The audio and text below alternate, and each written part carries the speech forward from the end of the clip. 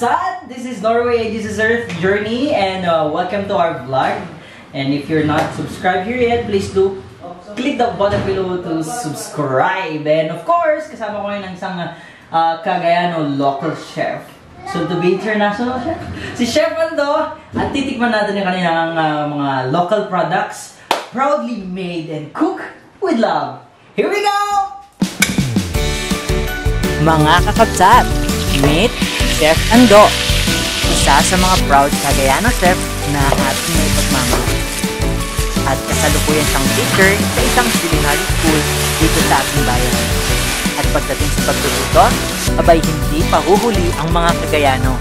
Tulad na lamang ni Chef na gumagawa ng mga condiments at gourmet made with love. Ilan dito ay chicken na lamang, gourmet tuyo, pickled vegetables, fermented vinegar, inasal oil, at marami pang iba. Tara, tikman natin ang mga recipe ni Chef gamit ang mga ito. We're going to taste special products from Chefboy Ando. At special natin siyang makakasama ngayon dito dahil sa mismong nagluto ng mga kakainin natin. At syempre, sa kanya mismo galing mga products. Ayan. At syempre, bago ko makalimutan, kasama pala natin ng isang magaling kumain. Si Jerry. Ayan. Say hi to guys. Ang appetizer natin ay pasta made from Chefboy Gourmet tinapa. Ayan. Wow. Maglaway kayo dyan. Masarap yung tinapa. Tinapa. Tinapa siya. Bali gourmet tinapa.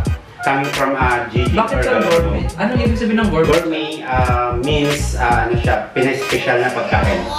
Wow! Pinasarap na pagkain. Sana special din ako sa kanya.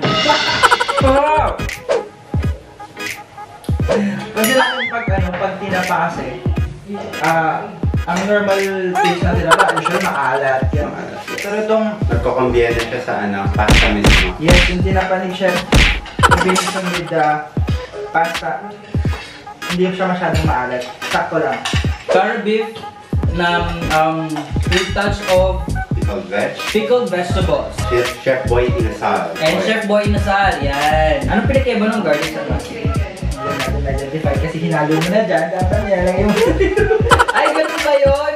Sorry naman. Ay, ganun ba yun? Sorry naman. Dito ko na nilagay. So, ginamit na Chef dito is canola oil. Yes, canola oil. Okay. Tignan natin yung blending ng Chefboy inasal oil sa Curry beef is cow. no, Carabao. Carabao. Carabao. Ang sarap niya. Ang sarap niya sa Carabao. Curry beef. Pero beef yung cow. Beef. Sarap, hindi siya masyadong maasin. Feeling ko nasa ako.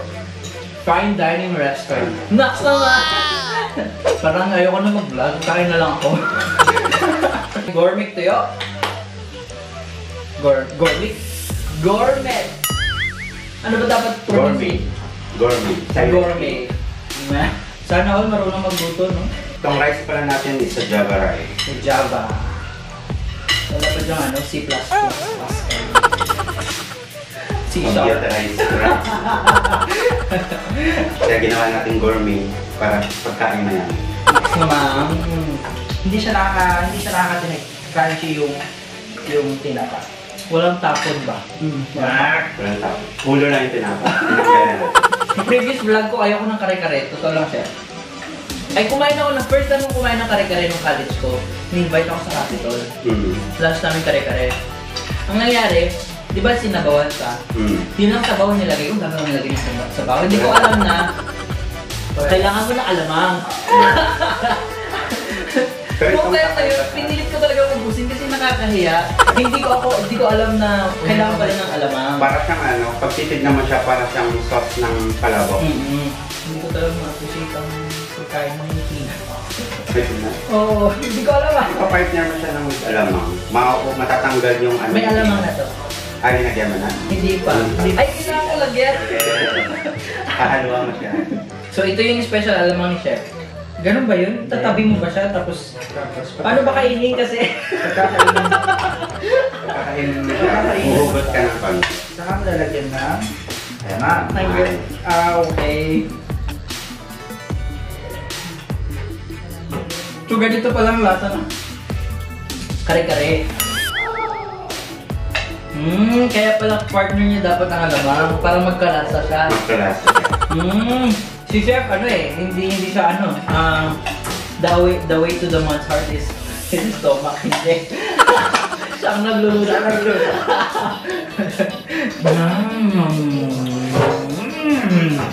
So, pwede siya sa pwede siya sa, anong tawag na kasi nun? Yung... Budel pie.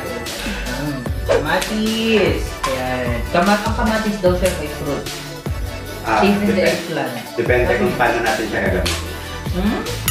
Ganun ba yun?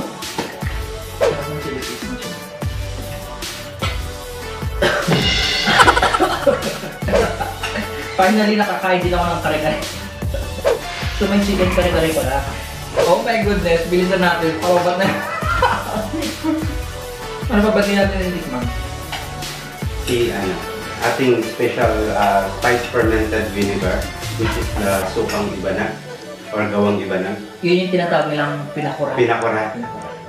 Ito yung guys, si Chef Ando, isa siyang culinary instructor at isa siyang Cagayano Chef. Ayan naman. Kaya bilang isang Cagayano vlogger, isusuportahan natin yung mga local products. Kaya that's why I'm here.